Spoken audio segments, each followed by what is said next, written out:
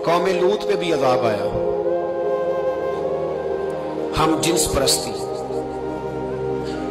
मर्द मर्दों से बदकारी करते हैं। हजरत नूह ने समझाया कि यह काम दुरुस्त फितरत के खिलाफ है, यह काम दुरुस्त नहीं। जब इंसान ये काम करता है तो जमीन और आसमान कांपते हैं। अब मैं कैसे खोल के बताऊं, मेरे पास आदाद शुमार है कि पाकिस्तान के अंदर इस काम की कैफियत क्या है और किस तरह करके लोग, मैं तो रोना रोता रहता हूं दाढ़ी का। लोग कई दफा कहते हैं हज़रत साहब पहले भी आए थे तो दाढ़ी की बात, फिर भी आए तो दाढ़ी की बात। तो मैं रोना रोता हूं, इसलिए रोता हूं कि जो क्लीन शेव नौजवान होता है वो अमरत के हुक्म में, उस पर वही हुक्म लगता है जो औरत पे लगता है।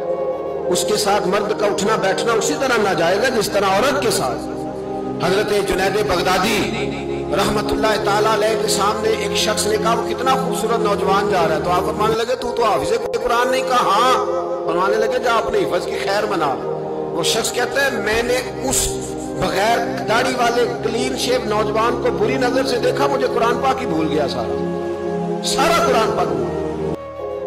और कितने साल में दुआएं करता रहा, बैतुल्लाह के तवाफ करता रहा, मैं याद भी करता तो नहीं होता। कैसे अब तो हमारा नाथ काम ब्यूटी पार्लर से होके आता है, हम किसी और को क्या पैगाम, वो पैगाम, वो निजाम, वो तरीकाकार जिसका हुक्म था शरीयत में।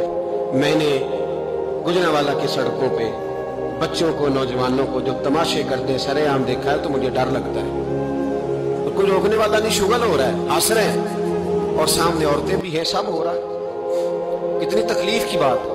हजरत नूह की कौम ये काम करती थी, कुरान पाक ने बयान किया है।